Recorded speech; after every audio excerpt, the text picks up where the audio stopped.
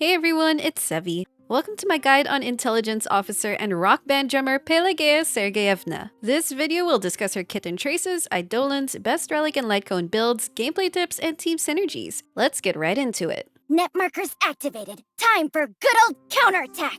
Pela is a 4-star Ice Nihility who has a simple but impactful support kit focused on damage amplification and buff manipulation. Let's quickly summarize her abilities first. Pela's skill deals ice damage and removes a buff on one target. This can help give you an advantage by removing all sorts of enemy buffs that might make them do more damage or prolong the fight. Just double check if certain buffs can indeed be dispelled, since some bosses do have unremovable buffs. However, enemies may not be buffed or the buffs don't need urgent removal, in which case you'll spend most of Pela's turns using her basic attack. This makes her a very skill point positive unit to help your team's SP economy. But moving on, the more important part of her kit is her defense shred. Pela's ultimate deals AoE ice damage with a 100% base chance to apply the exposed debuff, which reduces the enemy's defense for 2 turns. Lowering the enemy's defense will amplify all sources of damage, from regular damage to weakness breaks to break and non-break damage over time effects, or even special sources like simulated universe path effects. For a quick sample demo, take a look at this comparison clip showing the damage difference on the same enemy without and with Pela's 37% defense shred. You can see it resulted in quite a significant increase. And since her ultimate has AoE damage and application, Pela is an excellent choice when up against multi-enemy scenarios and for helping boost allies that also deal AoE or blast attacks. Then, Pela's talent lets her regain energy by hitting a debuffed enemy. This triggers whether the debuff originated from another ally or Pela herself. And even if the enemy had no debuff prior to Pela attacking them with her ultimate, if it successfully applies exposed during the attack itself, she'll still generate the extra energy. But note that this only triggers once per attack, so even if her ultimate applies the debuff to multiple enemies, that won't multiply the energy gained. Her talent helps speed up her ultimate recharge to more consistently maintain the defense shred on enemies and will be important to let her achieve 3 or even 2-turn ultimate recharge times. As for Pela's technique, it initiates combat, then deals ice damage to a random enemy, and more importantly, it has a 100% base chance to apply a 20% defense shred to all enemies. This defense shred is actually a separate debuff that can coexist with her ult debuff, so if you initiate combat with her technique and then ult right away, that's a massive defense reduction at the start of battle. Otherwise, at least you can start shredding your enemy's defense right away until you recharge her ultimate. As for Pela's Ascension bonus abilities, her Ascension 2 ability gives her a 20% damage boost to debuffed enemies. Since she or her allies can constantly maintain at least 1 debuff on enemies, this can effectively be a permanent or near permanent bonus. Then her Ascension 4 ability increases your team's effect hit rate by 10%. This helps with her personal effect hit rate or EHR target, but more importantly, it's a great synergy if you team her up with status and debuff applying allies as well, like dot units or fellow Nihility debuffers. That lets you worry a bit less about their EHR needs and focus on increasing other relevant stats. For instance, in this mono ice team with Yanqing, Pela, Gepard, and Silverwolf, all of the team members either apply debuffs or freeze, which makes Pela's A4 ability provide a lot of value. Then her Ascension 6 ability gives a 20% damage bonus for her next attack after using her skill to remove a buff. This is only situationally useful, but it's still more damage when it does trigger. Finally, Pela's bonus stat traces are composed of attack percent, ice damage boost, and EHR, which all help in boosting her application reliability and personal damage. When leveling up her traces, prioritize her ultimate to increase its damage and defense shred. Her talent is also important to help with her ult recharge time. Her basic attack and skill are lower priority. While Pela is already very useful without Eidolons, they add effects to improve her support and damage capabilities. E1 makes Pela regenerate 5 energy whenever an enemy is defeated. It doesn't matter who kills the enemy, so this is really convenient for helping her energy needs against easier to kill enemies. For E2, using her skill to remove an enemy buff will increase her speed by 10% for 2 turns, which is effectively a 10.5 speed bonus. Depending on Pela's speed and the enemies, it can let her get an extra turn in during a cycle or move before the enemy's next turn. E3 increases her skill and basic attack levels. E4 now gives her skill a 100% base chance to reduce the target's ice resistance by 12% for 2 turns. While this boosts Pela's own damage, other ice units will also benefit from this. So with ice allies or a mono ice team, this gets a ton of value. Even if there's no buff to remove, it can be worth using this for the damage boost if you can afford the skill point. E5 increases her ultimate and talent levels. And lastly, E6 makes Pela deal additional ice damage when attacking a debuffed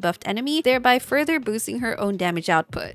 Now let's cover her relic stats and set builds. The most important breakpoints for Pela are her effect hit rate and speed stats, as these determine her debuff reliability and turn frequency. For her EHR target, she caps at 67%, which is the most needed to guarantee her ult, and E4's 100% base chance debuffs will apply even against bosses with 40% effect resistance. At the very least though, have 50% for generally reliable application. Thankfully, she already gets 10% from her bonus stat traces and 10% from her A4 ability to help with that. As for her speed, 121 then 134 speed are good early breakpoints to aim for. Then depending on your relic farming luck and overall progress, you can start aiming higher. Don't forget that her main contributions are her support utilities, and in order to consistently provide them, she needs to stay alive throughout the battle, especially against tough bosses. As such, you can skew her build towards being tankier so she has better odds of staying alive or having more damage output if you think your team provides her enough survivability. So for her relic main stats, we're targeting speed for her feet piece and energy regeneration for her link rope for faster ultimate recharging. But with her body and planar sphere pieces, your preferences can vary. For the body piece, prioritize EHR if you're lacking EHR substats. A 5-star EHR piece plus her innate bonuses can almost fulfill her max EHR target. However, it's possible you either have a lot of EHR substats or you're using a light cone that gives EHR, in which case you can switch your body piece to target attack or crit if you want more damage, or defense or HP if you want her to be tankier. As for her planar sphere, it's a similar case of going for ice damage or attack for more damage, or defense or HP for more tankiness. For her substats, look for EHR and speed to hit relevant breakpoints. Then you can aim for crit and attack for damage, then defense, HP, and effect resistance for survivability depending on your personal preference. Now for her sets, I'd highly recommend going for 2-piece combos of speed, attack, ice damage, defense, HP, or damage reduction. These can allow enough flexibility to go for offensive or defensive bonuses and to choose pieces with very good substats. For her 4-piece sets, they're not necessarily miles better than the 2-piece options, and it'll make stat building more restricted, so don't waste resources trying to force it. However, there are 3 potential recommendations if you're incidentally farming their caverns anyway. The Musketeer of Wild Wheat for its speed and attack bonuses plus a basic attack boost. The Eagle of Twilight Line set, not for its 2-piece win bonus, but for its 4-piece advance forward effect, which can help with faster turn cycling. Though keep in mind that you'll want to use her ultimate while she's very far from her next turn, or more technically, when her AV is high for maximum effect. So ideally, right after she takes a turn. If it's currently her turn, using her ult advances nothing since she's already at 0 AV. Last, though not generally recommended, is the Hunter of Glacial Forest if you're vying for an optimized damage build, as it increases the user's ice damage and has a 25% crit damage bonus for 2 turns when they use their ultimate. But again, the 2-piece sets offer the best mix of convenience and flexibility, so I'd ultimately recommend going for those.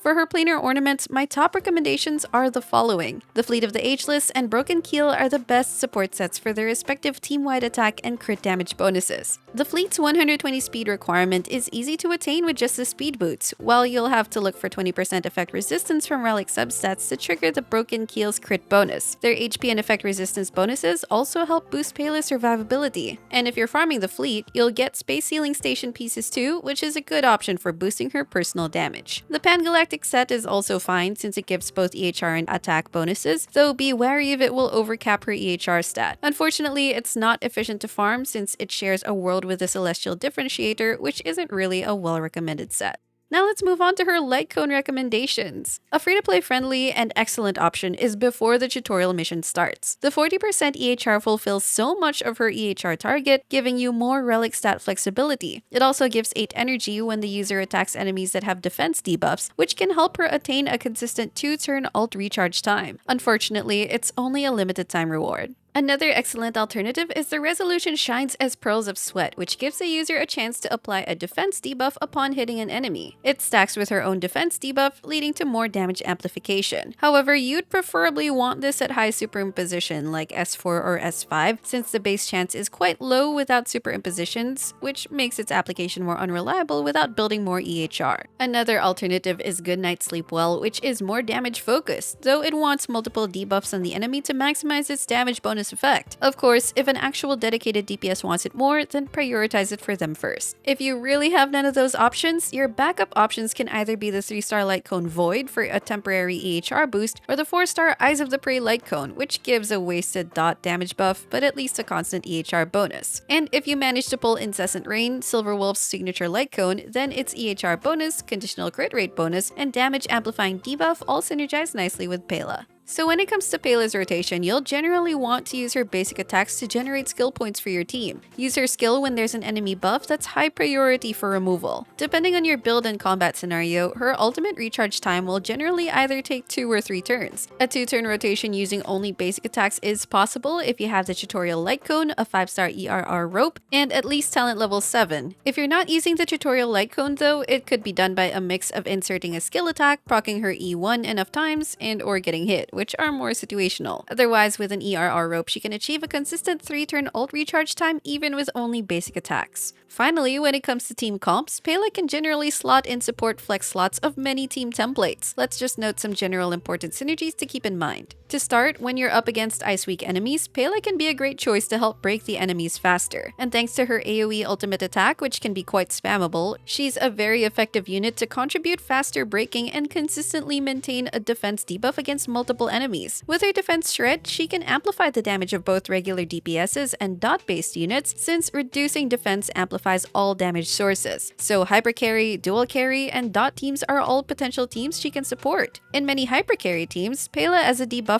plus another support unit that's either Harmony to buff your allies, or even another Nihility unit who can stack even more damage amplifying debuffs on the enemy will definitely help your carry deal crazier amounts of damage. Pela also acts as a very efficient SP generator for your team. Any team will appreciate this utility, and she shines even more when comped with SP hungry units like Imbibitor Lunae. More so, thanks to her Ascension ability's team-wide EHR bonus, she also helps with the EHR needs of any ally with base chance abilities like debuffers, dot units, freezers, and so on, compensating any lacking EHR and making their application more reliable. And if you're specifically aiming for supporting an Ice DPS or Mono Ice team, using her with her 4th Eidolon unlocked to shred enemies' ice resistance will further amplify your entire team's ice damage. With Jingliu on the way soon, Pela could be a very good support for her too.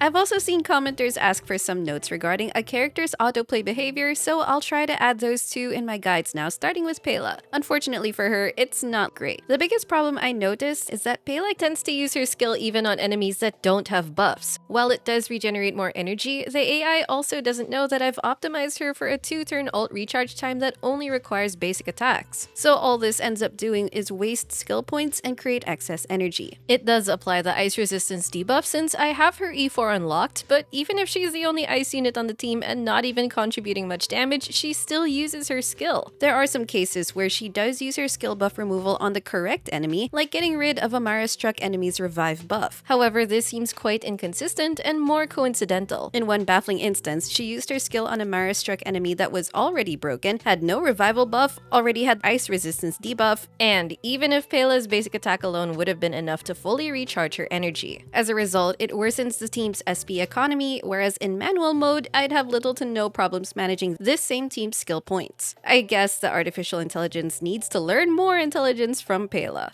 And that's it for this Pela guide. This petite officer has a lot of utility hidden up her sleeve, so definitely don't sleep on her. Let me know in the comments what you think of her, whether you're about to build her or have already been using her. If you enjoyed this video, don't forget to leave a like, consider subscribing to my channel if you haven't already, and I will see you all soon. Take care!